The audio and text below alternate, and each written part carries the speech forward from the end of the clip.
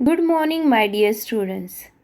Myself Vidya Savan, and today we are continuing our lesson number 2. मी चित्रकार कसा झालो. विद्यार्थी मित्रांनो, आज आपण हा पाठ पूर्ण करून टाकणार आहोत. पाठाचे लेखक ल. म. कडू हे प्रसिद्ध चित्रकारही होते. त्यांनी आपल्याला या पाठातून त्यांच्या लहानपणीचे अनुभव आपल्याला सांगितलेले आहेत. स्टूडेंट्स, लेखक ल. म. कडू ये बड़े चित्रकार थे. हमने पिछले ही लेक्चर में देखा है कि उन्होंने अपनी कुछ यादें बताई है. बचपन में जब भी उनके पास चित्र निकालने के लिए कोई साधन नहीं थे तो निसर्ग से उन्हें जो कुछ मिलता गया उसका वापर करके वो अपना चित्रकार ये छंद निभाते थे. विद्यार्थी मित्रांनो, ल. म. कडू हे चित्रकार कसे झाले ते त्यांनी लहानपणीच्या आठवणीतून सांगितलेलं आहे. त्यांनी आपल्याबरोबर काही गोष्टी शेअर केल्या आहेत. ते काय म्हणत होते की आमच्याकडे तर साधा कागदही नव्हता, ब्रश नाही आणि पेन्सिलही नाही, तरी आम्ही चित्र काढायचो. निसर्गामध्ये जे काही उपलब्ध असायची साधनं त्याच्याद्वारे आम्ही चित्र काढत होतो. नदीकाठचे गुळगुळीत झालेले सपाट दगड हा त्यांचा कॅनव्हास होता. इथपर्यंत आपण पाठ पाहिलेला होता. चला तर पाहूया आपण पुढचा पाठ काय आहे. विद्यार्थी मित्रांनो, नदीच्या काठालगतच्या खडकांवर पाण्याच्या प्रवाहामुळे गुळगुळीत सपाट झालेले लांबरुंद हे पसरलेले खडक हेच लेखकाला आपला कॅनव्हास वाटू लागले. याच्यावरच ते मनसोक्त अशा प्रकारची चित्रे काढत होते. त्यांनी आपल्या या आजूबाजूच्या खडकांनाच आपला कॅनव्हास समजलेला होता. तर अशा प्रकारे लेखक चित्र काढण्यासाठी कॅनव्हास म्हणून नदीच्या किनारी असलेले हे मोठे मोठे खडक वापरत असत. तर विद्यार्थ्यांनो, आता आपण पाहूयात की निसर्गाच्या सानिध्याचा वापर करून लेखक अजून कोणकोणत्या प्रकारची साधनं निसर्गातून शोधून काढत वापरत असे. विद्यार्थी मित्रांनो, खडकानंतर लेखकाला दुसरा एक निसर्गातील घटक सापडला. तो म्हणजे त्यांच्या भागात तांबूस रंगाचा मुरूम असतो. मुरूम म्हणजे मातीचाच एक प्रकार, मातीचा दगड की तो ओला केला असता आणि एखाद्या खडकावर ओढला असता तो पेन्सिलीसारखा त्याचा वापर आपण करू शकतो. शिवाय पिवळट रंगाचे दगडही सापडतात. ते दगड आपटले की त्याची पिवळी अशी फकी होत असते, अगदी पिठासारखी. आणि मुरमाचा खडा ओला करून घेतला की खडकावर चित्र रेखाटणे सुरू झाले. गुडघ्यावर टेकून अनेक चित्र काढण्यात लेखक व लेखकचे मित्र दंग असायचे. दंग असणे म्हणजे विद्यार्थ्यांनो मग्न असणे. तापलेल्या खडकावर टेकून टेकून गुडघ्याची साल्टं गेलेली लक्षातच त्यांच्या यायची नाहीत. कड़ी धूप में वो बैठकर खड़क के ऊपर इस तरह से ड्राइंग निकालते निकालते उनके घुटने को इतनी जख्म होती थी, लेकिन उनका ध्यान उनकी ओर जाता ही नहीं था. मग या उभ्या खडकावर चित्र काढणं सुरू झालं. तर अशा प्रकारे मुरमाच्या खड्यापासून त्या उभ्या खडकावर लेखक चित्र रेखाटत होते. विद्यार्थी मित्रांनो, लेखकाने खडकावर चित्र तर काढलीत, पण यातून आता रंग कसे आपण भरावेत, पण ते कुठून आणणार हा प्रश्न लेखकाच्या समोर उभा राहिला. तेव्हा लेखकांना काटेसवार नावाचे एक फुलझाड दिसले. काटेसवार म्हणजे हे चित्रात तुम्ही पाहाल ते फुलझाड. या फुलझाडाच्या फुलातील परागकणापासून त्यांनी जांभळा रंग बनवला आणि तो जांभळा रंग म्हणजे पर्पल, जांभळा रंग म्हणजे पर्पल रंग कलर, तो त्यांनी बनवला. त्याचबरोबर शेंदरी नावाच्या वनस्पतीच्या बोडातल्या बिया भगवा रंग देतात. शेंदरी नावाच्या या बोडातील बिया हा भगवा रंग देतात. भगवा म्हणजे ऑरेंज रंग देतात. तर काही अनेक अशा फुलांचा वापर करून त्यांनी वेगवेगळे रंग बनवले होते. विद्यार्थी मित्रांनो, त्याचबरोबर हिरव्या पानांचा त्यांनी हिरवा रंग तयार केला. चुन्याचा पांढरा, कुंकवाचा लाल व दगडाचा पिवळा असे अनेक रंग आता लेखकांकडे तयार झाले होते. ते मित्रांनो, त्यानंतर प्रश्न पडला तो ब्रशचा. कलर तर मिळाले, रंग तर मिळाले, खडकही मिळाला कॅनव्हास म्हणून, पण ब्रश कुठून मिळणार? तेव्हा त्यांना आठवलं बांबूची कोवळी काडी त्यांनी घेतली व पुढचं टोक ठेचून त्यावर त्यांनी ब्रश तयार केला. अशा प्रकारचा बांबू घेतला व त्याच्यावर दगडाने त्याचं पुढचं टोक चेचलं आणि ते चेचल्यानंतर त्याचा ब्रश लेखकांनी तयार केला. तर अशा प्रकारे विविध झाडाच्या रंगांबरोबर लेखकांना ब्रश सुद्धा निसर्गातूनच मिळालेला होता. स्टूडेंट्स, लेखक को यहाँ पर अलग अलग पेड़ों से उन्होंने अलग अलग रंग तैयार किया था. चूने से उन्होंने सफ़ेद रंग तैयार किया. मुरुम के उस पत्थर से उन्होंने पीला रंग तैयार किया. अलग अलग झाड़ के फूलों से उन्होंने रंग तैयार किया हुआ था. लेकिन अभी उनको ज़रूरत थी एक पेंट ब्रश की, तो वो ब्रश उन्होंने बांबू की लकड़ी से बना लिया. विद्यार्थी मित्रांनो, अशा प्रकारे लेखकांनी चित्र काढलीत. पण काय करणार? नदीला मोठे पाणी वाहिले की यांचे चित्र त्या नदीच्या पोटात गडप व्हायची. नदी जो है बारिश के दिनों में जोर से बहने लगी तो सारे पिक्चर्स उस नदी में ही गायब हो जाते थे. विद्यार्थी मित्रांनो, आता आपण शब्दशः स्पष्टीकरण पाहूया. प्रवाहामुळे, पाण्याच्या प्रवाहामुळे गुळगुळीत सपाट झालेले हे लांब रुंद पसरलेले जे खडक होते तेच लेखकाला कॅनव्हास म्हणजे चित्र काढण्यासाठी वापरला जाणारा कॅनव्हास त्यांना तेथे सापडला. या भल्या थोरल्या खडकावर मनसोक्त चित्र काढता येणार होती. ये बड़े से खड़क पर लेखक को अभी चित्र निकालना आ रहा था. लेखक ने वही चीज़ें जो निसर्ग में थी उसका ही उपयोग करके अपना चित्रकार ये छंद उन्होंने पूरा किया हुआ था. पण ही चित्र कशाने काढणार तोही मार्ग त्यांना सापडला. लेकिन ये चित्र जो है वो हम किससे निकालेंगे, ये भी मार्ग उन्हें निसर्ग में से ही मिल गया. आमच्या भागात तांबूस रंगाचा मुरूम असतो. तांबूस म्हणजे लालसर रंगाचा मुरूम म्हणजे एक मातीचा दगड ज्याला पाण्यात ओलं केलं आणि खडकावर एखादी रेष ओढली तर ती सुकल्यानंतर एक रेष दिसून येते.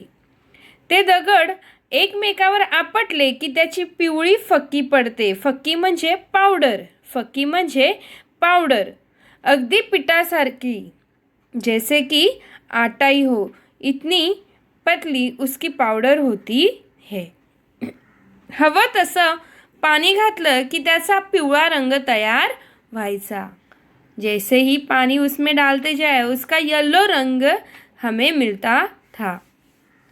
मुरुमाचा खडा ओला करून घेतला की खडकावर चित्र रेखाटणं सुरू झालं. जैसे वो मुरुम का पत्थर जो है अगर वो गीला करके हम चित्र निकाले तो वो चित्र खड़क पर आता था.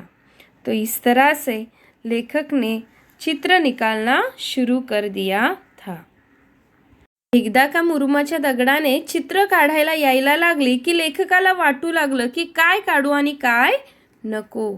लेखक को लगता था मैं कौन सा ड्राइंग निकालूं और कौन सी नहीं. गुडघ्यावर टेकून रेषा काढण्यात दंग व्हायचे.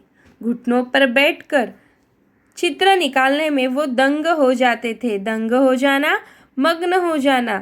रेषा काढीत हातभर पुढे सरकल्यावर मागे वळून पाहावं तर ती रेषा वाळून लालजर्द झालेली असायची.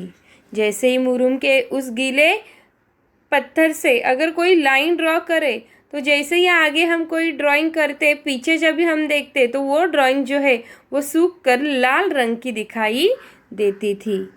आणखीन सुरसुरी यायची और लेखक को और अच्छा चित्र वो निकाले ऐसे उन्हें लगता था. मुरुम का पत्थर यानी जैसे कि संदल का पत्थर होता है जिससे पानी में अगर हम उसे घोले तो वो अपना रंग छोड़ता है, तो उसी तरह से मुरुम का भी एक पत्थर होता है. मग उभ्या खडकावर चित्र काढणं सुरू झालं. काही दिवसांनी वाटायला लागलं की यात रंग भरावेत. चित्र तो निकाला लेकिन अभी हमें रंग भी चाहिए. हम रंग कैसे देंगे. त्या दिवसात काटे सवार फूल थे, लेकिन ये रंग कहाँ से लाएंगे, ये लेखक को सवाल उनके मन में उठा. तो उन दिनों में काटे सवार फूल थे. काटे सवार ये एक फूल का झाड़ है और उस वक्त उसे बहुत सारे फूल आते हैं. पूर्ण फुलांनी ते बहरलेले असते. त्यातील बहरून लाल भडक ते झालेले असते. त्याच्या त्या फुलातील पराग पाण्यात मिसळले की त्याचा जांभळा म्हणजे पर्पल रंग मिळत असे. त्याचबरोबर फुलातले परागकण ते पाण्यात चुरगाळले की त्यातून पर्पल जांभळा रंग मिळत असे. शेंद्री नावाच्या वनस्पतीच्या बोडातल्या बिया भगवा रंग देतात. शेंद्रीचे फुलझाड मी तुम्हाला आत्ता चित्रात दाखवले. त्या बोडातल्या म्हणजे त्याच्या आतील बिया सीड्स त्या भगवा रंग देतात. भगवा म्हणजे ऑरेंज.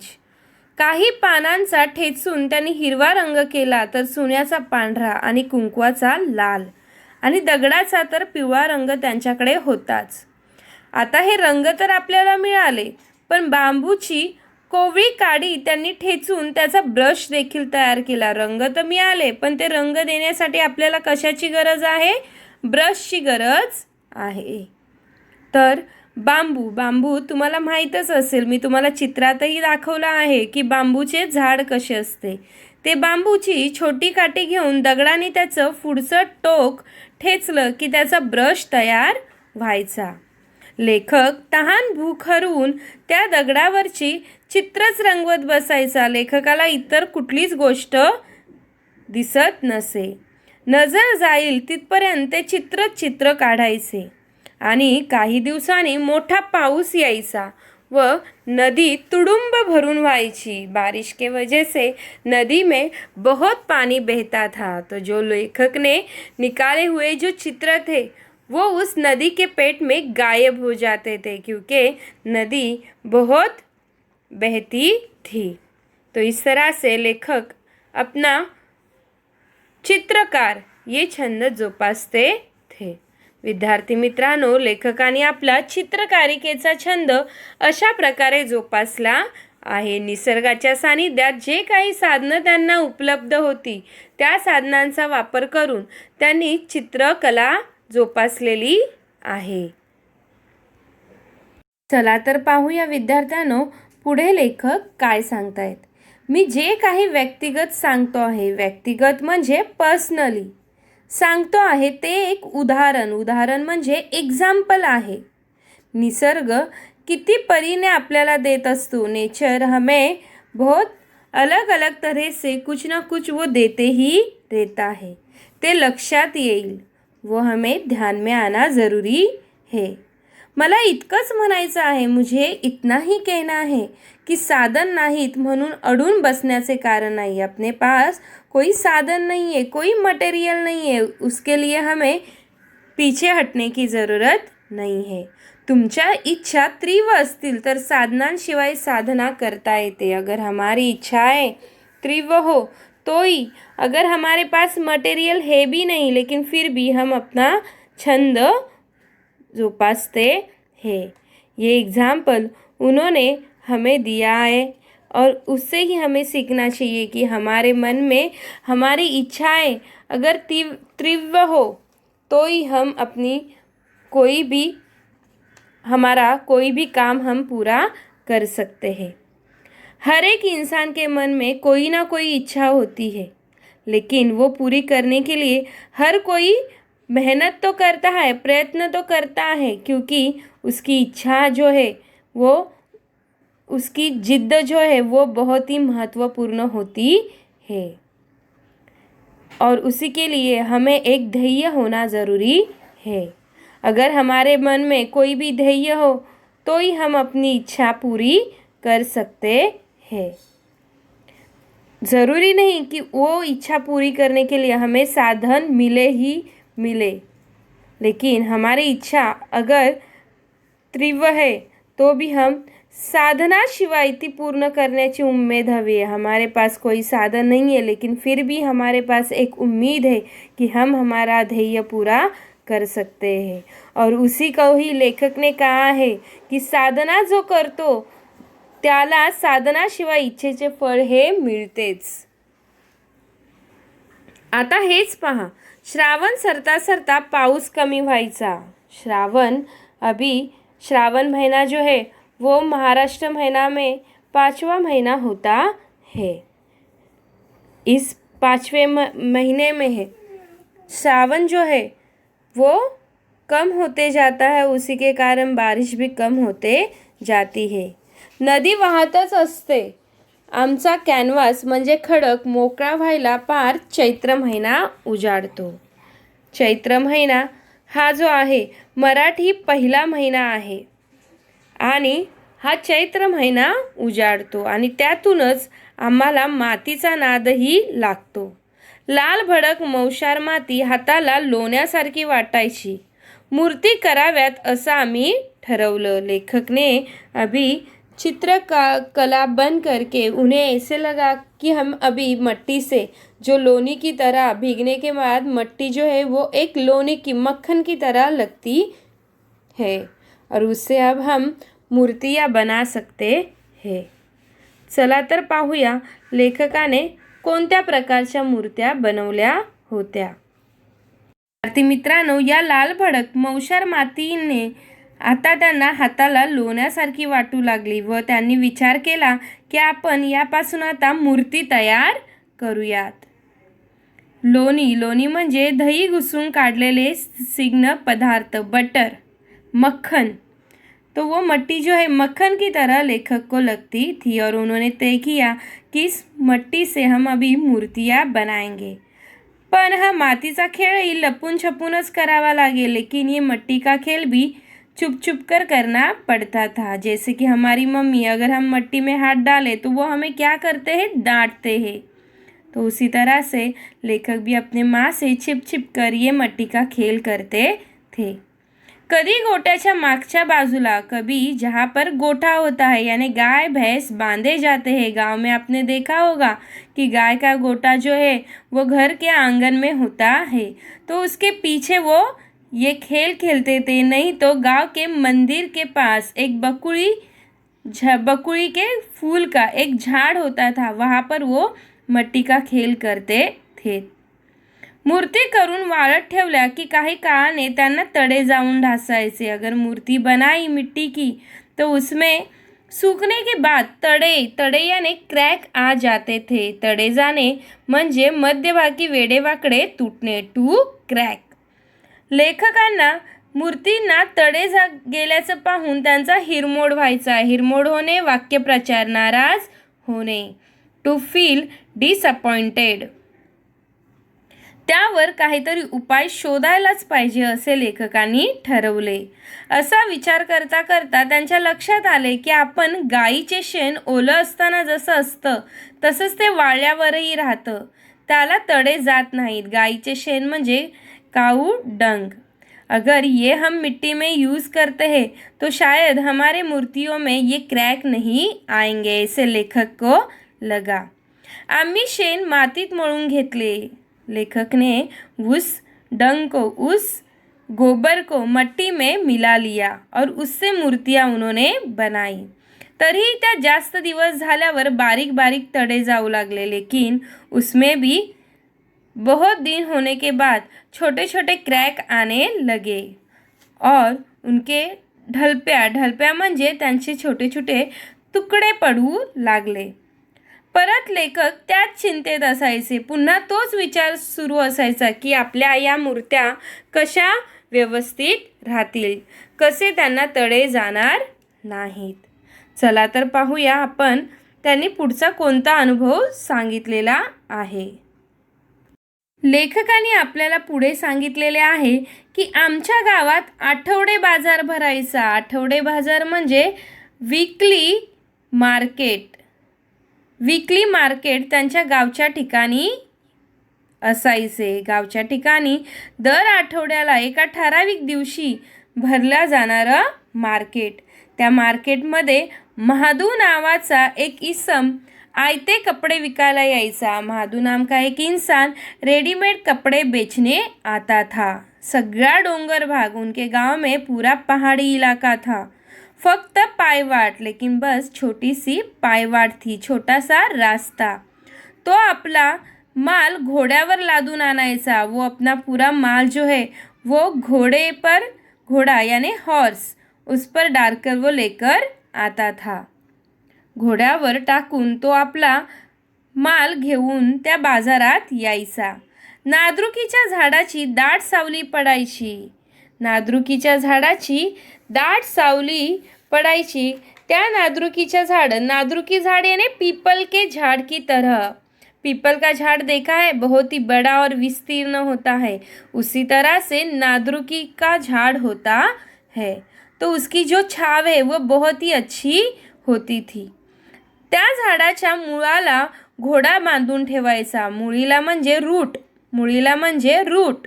रूटला तो आपला घोडा हॉर्स को वो बांधकर रखता था. आम्हाला घोड्याची लीद दिसली. घोड्याचे शेण. घोड्याची लीद म्हणजे घोड्याचे शेण लेखकाला दिसले. लीद म्हणजे घोड्याचे शेण. त्यात बरेच धागे दिसत होते. उसमें बहुत ही धागे दिखाई दे रहे थे. असा विचार करून आम्ही तो प्रयोग केला. आता आमच्या मूर्तींना बिलकुल तडे जात नव्हते. उस घोड़े के लीद को, गोबर को यूज़ करके लेखक ने मट्टी से फिर से मूर्तियाँ बनाई और तब उन्होंने देखा कि उसमें ज़रा भी क्रैक्स नहीं हो जाते थे. केवढा आनंद झाला हे मला शब्दात सांगता येणार नाही. मुझे इतनी खुशी हुई, ये मैं आपको शब्द में नहीं बता सकता हूँ. ऐसे लेखक हमें कह रहे हैं.